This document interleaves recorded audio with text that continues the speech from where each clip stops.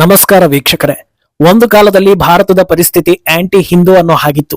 ಆದ್ರೆ ಈಗ ಹಂತ ಹಂತವಾಗಿ ಬದಲಾವಣೆ ಆಗ್ತಾ ಇದೆ. ಕಳೆದ 12 ವರ್ಷಗಳಲ್ಲಿ ಊಹೆಗೂ ಮೀರಿದ ಬದಲಾವಣೆ ಆಗಿದೆ ಅನ್ನೋದನ್ನ ಬಹುತೇಕರು ಒಪ್ಪಿಕೊಳ್ತೀರಾ? ಹಾಗಿದ್ರೆ ಸ್ವಾತಂತ್ರ್ಯ ಬಂದ ಆರಂಭದ ದಿನಗಳಲ್ಲಿ ಪರಿಸ್ಥಿತಿ ಹೇಗಿತ್ತು ಅನ್ನೋದನ್ನ ಕೆದಕ್ತಾ ಹೋದ್ರೆ ಒಂದಷ್ಟು ವಿಚಾರಗಳು ಪ್ರಮುಖ ಎನ್ನಿಸ್ಕೊಳ್ಳುತ್ತೆ. ಅದರಲ್ಲಿ ನಿನ್ನೆಯಿಂದ ದೊಡ್ಡ ಮಟ್ಟದಲ್ಲಿ ಸದ್ದು ಮಾಡ್ತಾ ಇರೋ ಸೋಮನಾಥ ದೇಗುಲ ವಿಚಾರ ಕೂಡ ಒಂದು. ಸೋಮನಾಥನ ಬಗ್ಗೆ ಇದ್ದ ರಾಜಕೀಯ ದ್ವೇಷ ಜನರಲ್ಲಿ ಅಚ್ಚರಿ ತರಿಸ್ತಾ ಇದೆ.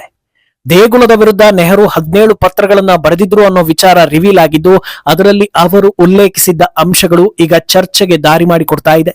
ಇದೆಲ್ಲವನ್ನ ಒನ್ ಬೈ ಒನ್ ವಿವರಿಸ್ತಾ ಹೋಗ್ತೀವಿ. ಈ ವಿಡಿಯೋವನ್ನ ತಪ್ಪದೆ ಕೊನೆ ತನಕ ನೋಡಿ. ಅದಕ್ಕೂ ಮುನ್ನ ಮೀಡಿಯಾ ಮಾನ್ಸ್ಟರ್ ಚಾನೆಲ್ ಅನ್ನ ತಪ್ಪದೆ ಸಬ್ಸ್ಕ್ರೈಬ್ ಮಾಡಿ.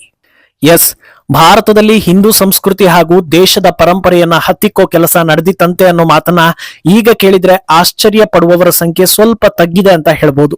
ಬೆಳಕನ್ನ ಕತ್ತಲಿಂದ ಮುಚ್ಚಿಡೋದಕ್ಕೆ ಸಾಧ್ಯವಿಲ್ಲ ಅನ್ನೋ ಹಾಗೆ ಒಂದೊಂದೇ ಸತ್ಯಗಳು ಹೊರಬರ್ತಾ ಇದ್ದಂತೆ ಅದಕ್ಕೆ ತಕ್ಕಂತೆ ಕೆಲವರ ನಡವಳಿಕೆಗಳು ದಿನ ದಿನಕ್ಕೂ ಬಯಲಾಗ್ತಾ ಇರುವಂತೆ ಜನರಿಗೂ ಸತ್ಯ ದರ್ಶನ ಆಗ್ತಾ ಇದೆ. ಜಾತ್ಯತೀತ ಅಥವಾ ಸಮಾನತೆ ಅನ್ನೋ ಪದಗಳನ್ನ ಉಪಯೋಗಿಸಿ ಹಿಂದೂಗಳನ್ನ ಹೇಗೆಲ್ಲ ಯಾಮಾರಿಸಿದ್ರು ಅನ್ನೋದು ಕೂಡ ಜನರ ಅರಿವಿಗೆ ಬರ್ತಾ ಇದೆ. ಈ ಹಿಂದೂ ವಿರೋಧಿ ಪ್ರೊಪಾಗಾಂಡಾದಲ್ಲಿ ಭಾರತದ ಎಷ್ಟೋ ಐತಿಹಾಸಿಕ ದೇಗುಲಗಳಿಗೆ ಕುತ್ತು ಬಂದಿತ್ತು ಅನ್ನೋದು ಗೊತ್ತಿದೆ. ಆ ಪೈಕಿ ಗುಜರಾತ್ನ ಸುಪ್ರಸಿದ್ಧ ಸೋಮನಾಥ ದೇವಾಲಯ ಕೂಡ ಒಂದು. ಮೊಹಮ್ಮದ್ ಗಜನಿಯಿಂದ ದಾಳಿಗೊಳಗಾಗಿದ್ದ ದೇವಸ್ಥಾನದ ಜೀರ್ಣೋದ್ಧಾರಕ್ಕೆ ಅಡ್ಡಗಾಲು ಹಾಕಿದ್ದೆ ಅಂದಿನ ಕಾಂಗ್ರೆಸ್ ಸರ್ಕಾರ, ಅರ್ಥಾತ್ ಅಂದಿನ ಪ್ರಧಾನಿ ಜವಾಹರ್ಲಾಲ್ ನೆಹರು ಅನ್ನೋದನ್ನ ಇತಿಹಾಸಗಳು ಹೇಳ್ತಾ ಇದೆ. ಅಪಾರ ಭಕ್ತರನ್ನ ಹೊಂದಿದ್ದ ಸೋಮನಾಥ ಮಂದಿರ ಜೀರ್ಣೋದ್ಧಾರ ಆಗಲೇಬಾರದು ಅಂತ ನೆಹರು ಪಟ್ಟಿದ್ದ ಕಷ್ಟ ಅಷ್ಟಿಷ್ಟಲ್ಲ. ಆದ್ರೆ ಸರ್ದಾರ್ ಪಟೇಲರ ನೇತೃತ್ವದಲ್ಲಿ ಸಾರ್ವಜನಿಕ ದೇಣಿಗೆಯಲ್ಲಿ 1951ರಲ್ಲಿ ಜೀರ್ಣೋದ್ಧಾರ ನೆರವೇರುತ್ತೆ. ಆದ್ರೆ ಇದರಿಂದ ಅಂತರ ಕಾಯ್ದುಕೊಳ್ಳೋದಕ್ಕೆ ನೆಹರು ಸಾಕಷ್ಟು ಶ್ರಮವನ್ನ ಹಾಕಿರ್ತಾರೆ. ಒಂದು ಕಡೆ ತಮ್ಮ ಕ್ಯಾಬಿನೆಟ್ಗೆ ಖಡಕ್ ಆಗಿ ಸೋಮನಾಥ ದೇಗುಲ ವಿಚಾರದಿಂದ ದೂರ ಇರುವ ಸೂಚನೆ ಕೊಟ್ಟಿದ್ರು. ಇನ್ನೊಂದು ಕಡೆ ಯಾವೆಲ್ಲ ಮಾರ್ಗದಲ್ಲಿ ಸೋಮನಾಥ ದೇಗುಲದ ವಿರುದ್ಧ ಅಪಪ್ರಚಾರ ಮಾಡಬಹುದೋ ಆ ಎಲ್ಲ ಕೆಲಸವನ್ನ ಮಾಡಿರ್ತಾರೆ. ಪ್ರಮುಖವಾಗಿ 17 ಪತ್ರಗಳನ್ನ ಬರೆಯುವ ಮೂಲಕ ಸನಾತನ ಸಂಸ್ಕೃತಿ ವಿರುದ್ಧ ಶ್ರೀಯುತರು ವಿಷ ಕಾರಿದ್ರು ಅನ್ನೋದು ಬಯಲಾಗಿದೆ. ಆ 17 ಪತ್ರಗಳನ್ನ ಯಾರಿಗೆ ಬರೆದಿದ್ರು, ಅದರಲ್ಲಿ ಏನಿತ್ತು ಅನ್ನೋದನ್ನ ಪಿನ್ ಟು ಪಿನ್ ಬಿಚ್ಚಿಟ್ಟಿರೋದು ಬಿಜೆಪಿ ನಾಯಕ ಹಾಗೂ ವಕ್ತಾರ ಸುಧಾಂಶು ತ್ರಿವೇದಿ. ತಮ್ಮ ಎಕ್ಸ್ ಖಾತೆಯಲ್ಲಿ ಈ ಬಗ್ಗೆ ಅವರು ವಿವರವಾಗಿ ಬರೆದುಕೊಂಡಿದ್ದಾರೆ. ಇದನ್ನ ನೋಡಿರೋ ಪ್ರತಿಯೊಬ್ಬ ಭಾರತೀಯರಿಗೂ ಅಚ್ಚರಿ ಜೊತೆಗೆ ಆತಂಕ ಕೂಡ ಆಗ್ತಾ ಇದೆ. ಈ ಪತ್ರಗಳನ್ನ ಬರೆದಿದ್ದು 1950-51ರಲ್ಲಿ. ಈ ಪೈಕಿ ಮೊದಲ ಪತ್ರ ಏಪ್ರಿಲ್ 21, 1951ರಲ್ಲಿ ಅಂದಿನ ಪಾಕ್ ಪ್ರಧಾನಿ ಲಿಖಾಯತ್ ಅಲಿ ಖಾನ್ಗೆ ಬರೆದಿರ್ತಾರೆ. ಡಿಯರ್ ನವಾಬ್ ಜಾದಾ ಅಂತ ಪಾಕ್ ಪ್ರಧಾನಿಯನ್ನ ಪ್ರೀತಿಯಿಂದ ಕರೆದು ಪತ್ರ ಬರೆಯೋ ನೆಹರು, ಸೋಮನಾಥ ದೇವಾಲಯದ ಕುರಿತಂತೆ ಎಲ್ಲಾ ಕಥೆಗಳು ಸುಳ್ಳು, ಅದನ್ನ ಪುನರ್ ನಿರ್ಮಾಣ ಮಾಡೋದಕ್ಕೆ ನಾವು ಯಾವ ನಿರ್ಧಾರವನ್ನ ಕೈಗೊಂಡಿಲ್ಲ, ಇಲ್ಲಿ ಯಾವ ಕೆಲಸಗಳು ಆಗ್ತಾ ಇಲ್ಲ ಅನ್ನೋ ವಿಚಾರ ಹಂಚಿಕೊಳ್ತಾರೆ. ಯಾಕೆ ಈ ವಿಷಯವನ್ನ ಪಾಕ್ ಪ್ರಧಾನಿಗೆ ಹೇಳಬೇಕಾಗಿ ಬಂತು ಅಂತ ನೋಡ್ತಾ ಹೋದ್ರೆ ಇದೇ ಓಲೈಕೆ ತುಷ್ಟೀಕರಣ ಅನ್ನೋ ಉತ್ತರ ಸಿಗುತ್ತೆ. ಸೋಮನಾಥನ ದೇಗುಲ ಪುನರ್ ನಿರ್ಮಾಣ ಆದ್ರೆ ಅದರ ಇತಿಹಾಸ ಮತ್ತೊಮ್ಮೆ ಭಾರತೀಯರಿಗೆ ಗೊತ್ತಾಗೋ ಹಾಗಾಗುತ್ತೆ. ಅದು ಆಯ್ತು ಅಂದ್ರೆ ಪಠ್ಯ ಪುಸ್ತಕಗಳಲ್ಲಿ ಮೊಘಲರ ವೈಭವೀಕರಣ ಕಷ್ಟ ಅನ್ನೋ ಕಾರಣಕ್ಕೆ ಈ ನಿರ್ಧಾರವನ್ನ ತೆಗೆದುಕೊಂಡಿದ್ರು. ಭಾರತದಿಂದ ಬೇರ್ಪಟ್ಟು ಭಾರತಕ್ಕೆ ಕೇಡು ಬಗೆಯೋ ಹಂತಕ್ಕೆ ಹೋಗಿದ್ದ ಪಾಕಿಸ್ತಾನಕ್ಕೆ ಬುದ್ಧಿಯನ್ನ ಕಲಿಸಬೇಕಿತ್ತು. ಆದ್ರೆ ನಮ್ಮ ದೇಶದ ಮೊದಲ ಪ್ರಧಾನಿ ಪಾಕ್ ಪರವೇ ನಿಲುವು ತೆಗೆದುಕೊಂಡ್ರು ಅಂತ ಆಕ್ರೋಶವನ್ನ ಹೊರ ಹಾಕ್ತಾರೆ. ಎರಡನೇ ಪತ್ರ ಏಪ್ರಿಲ್ 28, 1951ರಲ್ಲಿ ಬರೆದಿದ್ದು. ಇದನ್ನ ಆರ್ ದಿವಾಕರ್, ಅಂದಿನ minister of information and broadcasting of ಇಂಡಿಯಾಗೆ ಬರೆಯಲಾಗಿರುತ್ತೆ. ಇದರಲ್ಲಿದ್ದ ವಿಷಯ, ಸೋಮನಾಥ ದೇಗುಲದ ಲೋಕಾರ್ಪಣೆ ಸುದ್ದಿಗಳನ್ನ ಎಲ್ಲೂ ಪ್ರಸಾರ ಮಾಡಬಾರದು. ಇದನ್ನ ಪ್ರಸಾರ ಮಾಡಿದ್ರೆ ಪ್ರಪಂಚದಲ್ಲಿ ಭಾರತದ ಇಮೇಜ್ಗೆ ಧಕ್ಕೆ ಆಗುತ್ತೆ. ರಾಷ್ಟ್ರಪತಿಗಳು ಆ ಕಾರ್ಯಕ್ರಮಕ್ಕೆ ಹೋಗ್ತಾ ಇರೋದೇ ಸರಿಯಿಲ್ಲ ಅನ್ನೋದನ್ನ ಹೇಳಿರ್ತಾರೆ. ಮೂರನೇ ಪತ್ರ ಮೇ 2, 1951ರಲ್ಲಿ ಮುಖ್ಯಮಂತ್ರಿಗಳಿಗೆ ಬರೆದಿರ್ತಾರೆ. ಇದರಲ್ಲಿದ್ದ ಸಂದೇಶ, ಸೋಮನಾಥ ದೇಗುಲ ಸಮಾರಂಭಗಳಿಂದ ಭಾರತ ಸರ್ಕಾರ ಅಂತರ ಕಾಯ್ದುಕೊಂಡಿದೆ. ನಮ್ಮ ಸಹೋದ್ಯೋಗಿಗಳಲ್ಲೇ ಕೆಲವರು ಭಾಗಿಯಾಗಿದ್ದಾರೆ, ಆದ್ರೆ ನಾವು ದೂರ ಇದ್ದೀವಿ. ಯಾಕಂದ್ರೆ ಇದರಿಂದ ಭಾರತದ ಜಾತ್ಯತೀತ ಸಿದ್ಧಾಂತಕ್ಕೆ ಧಕ್ಕೆ ಇದೆ ಹಾಗೂ ನಮ್ಮ ರಾಜಕೀಯಕ್ಕೂ ಸಮಸ್ಯೆ ಇದೆ ಅಂತ ಹೇಳಿರ್ತಾರೆ. ನಾಲ್ಕನೇ ಪತ್ರ ಆಗಸ್ಟ್ 1, 1951ರಲ್ಲಿ ವಿವಿಧ ರಾಜ್ಯಗಳ ಮುಖ್ಯಮಂತ್ರಿಗಳಿಗೆ ಬರೆದಿರ್ತಾರೆ. ಇದರಲ್ಲಿದ್ದ ಪ್ರಮುಖ ಅಂಶ, ಸೋಮನಾಥ ದೇಗುಲದ ವೈಭವ ಹಾಗೂ ಸಮಾರಂಭ ಭಾರತಕ್ಕೆ ದೊಡ್ಡ ಡ್ಯಾಮೇಜ್ ಅನ್ನ ತಂದಿದೆ.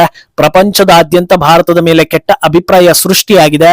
ನಮ್ಮ ದೇಶದ ಸೆಕ್ಯುಲರ್ ಇಮೇಜ್ ವೀಕ್ ಆಗಿದೆ ಅಂತ ಹೇಳಿರ್ತಾರೆ.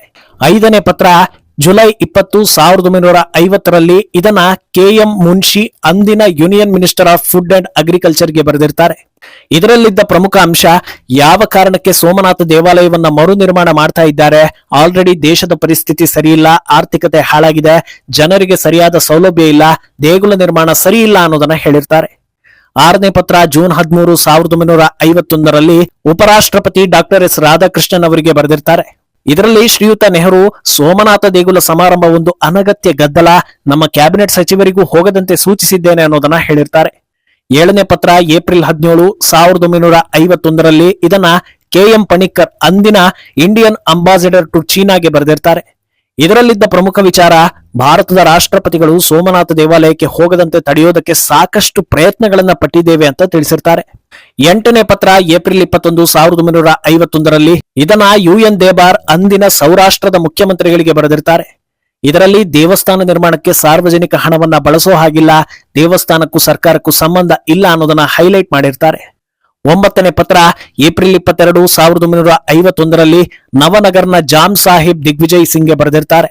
ಇದರಲ್ಲಿ ಸೋಮನಾಥ ಟ್ರಸ್ಟಿಗಳು ಪುನರ್ ನಿರ್ಮಾಣ ಕಾರ್ಯದಲ್ಲಿ ಬಹಳ ಉತ್ಸುಕರಾಗಿದ್ದಾರೆ, ಪವಿತ್ರ ಜಲ, ಮಣ್ಣಿನ ಸಂಗ್ರಹಣೆ ಮುಂದುವರೆದಿದೆ ಅಂತ ಆತಂಕವನ್ನ ಹೊರಹಾಕಿರ್ತಾರೆ. ಅಲ್ಲದೆ ಸೌರಾಷ್ಟ್ರ ಸರ್ಕಾರ ದೇವಾಲಯ ನಿರ್ಮಾಣಕ್ಕೆ ಬೆಂಬಲ ಕೊಡ್ತಾ ಇರೋದಕ್ಕೂ ಕೂಡ ಅಸಮಾಧಾನವನ್ನ ಹೊರಹಾಕಿರ್ತಾರೆ. 10ನೇ ಪತ್ರ ಮತ್ತದೇ ದಿಗ್ವಿಜಯ್ ಸಿಂಗ್ಗೆ ಏಪ್ರಿಲ್ 24, 1951ರಲ್ಲಿ ಬರೆದಿರ್ತಾರೆ. ಇದರಲ್ಲಿದ್ದ ವಿಷಯ, ಸೋಮನಾಥ ದೇಗುಲ ಸಮಾರಂಭ ದೊಡ್ಡ ಮಟ್ಟದಲ್ಲಿ ಆಗ್ತಾ ಇದೆ, ರಾಷ್ಟ್ರಪತಿ ಸೇರಿ ಹಲವರು ಭಾಗಿಯಾಗ್ತಾ ಇದ್ದಾರೆ, ಇದರಿಂದ ದೇಶದ ಒಳಗೆ ಹಾಗೂ ಅಂತಾರಾಷ್ಟ್ರೀಯ ಮಟ್ಟದಲ್ಲಿ ಕೆಟ್ಟ ಪ್ರಭಾವ ಬೀರ್ತಾ ಇದೆ ಅನ್ನೋದನ್ನ ಹೇಳಿರ್ತಾರೆ. 11ನೇ ಪತ್ರ ಏಪ್ರಿಲ್ 17, 1951ರಲ್ಲಿ secretary general and foreign secretary, ministry of external ಅಫೇರ್ಸ್ಗೆ ಬರೆದಿದ್ದು. ಇದರ ಸಾರಾಂಶ, ಸೋಮನಾಥ ಟ್ರಸ್ಟ್ನಿಂದ ಯಾರಾದ್ರೂ ಬಂದು ಯಾವುದಾದ್ರೂ ದೇಶದ ಹಿಂದೂ ದೇಗುಲದಿಂದ ಪವಿತ್ರ ಜಲ ಅಥವಾ ಪವಿತ್ರ ಮಣ್ಣು ಬೇಕು ಅಂತ ಮನವಿ ಮಾಡಿದ್ರೆ ಯಾರು ಕೂಡ ಪ್ರತಿಕ್ರಿಯೆ ನೀಡಬೇಡಿ, ಈ ವಿಚಾರದಿಂದ ದೂರ ಇದ್ಬಿಡಿ ಅನ್ನೋದು.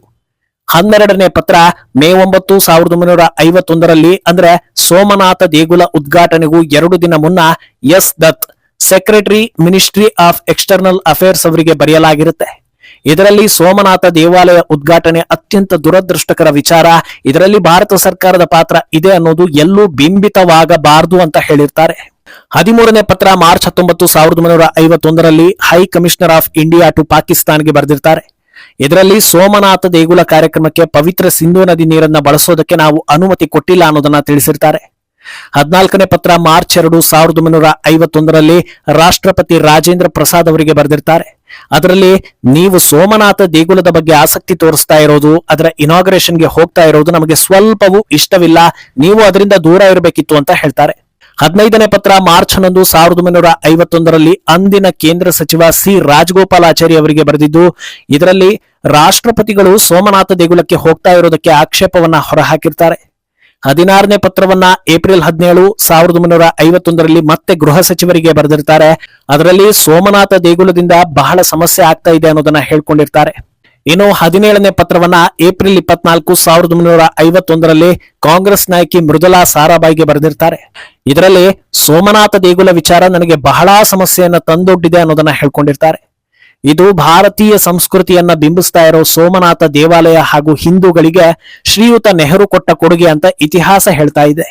ಆದ್ರೆ ಇಷ್ಟೆಲ್ಲಾ ಅಡ್ಡಗಾಲು ಹಾಕಿದ್ರು ಸೋಮನಾಥ ಮಂದಿರವನ್ನ, ಸನಾತನ ಧರ್ಮವನ್ನ ಅಳಿಸಿ ಹಾಕೋದಕ್ಕೆ ಆಗ್ಲಿಲ್ಲ ಅನ್ನೋದು ಜನರ ಕಣ್ಮುಂದೆಯೇ ಇದೆ. ಇತಿಹಾಸಗಳು ನಮಗೆ ಕಣ್ತೆರೆಸೋ ಪಾಠಗಳನ್ನ ಹೇಳುತ್ತೆ. ತಿದ್ದಿಕೊಂಡು ಮುಂದೆ ನಡಿಬೇಕು ಅಥವಾ ಕಣ್ಮುಂದೆ ಆಗೋ ಅನಾಹುತವನ್ನ ನೋಡ್ಕೊಂಡು ಸುಮ್ಮನಿರ್ಬೇಕು ಅನ್ನೋದು ನಮಗೆ ಬಿಟ್ಟಿದ್ದು. ಭಾರತಕ್ಕೆ ಕೇಡು ಬಯಸುವವರನ್ನ ಸೋಮನಾಥನೇ ನೋಡಿಕೊಳ್ಳಲಿ. ಈ ಬಗ್ಗೆ ನಿಮ್ಮ ಅಭಿಪ್ರಾಯವನ್ನ ತಪ್ಪದೆ ಕಮೆಂಟ್ ಮೂಲಕ ತಿಳಿಸಿ.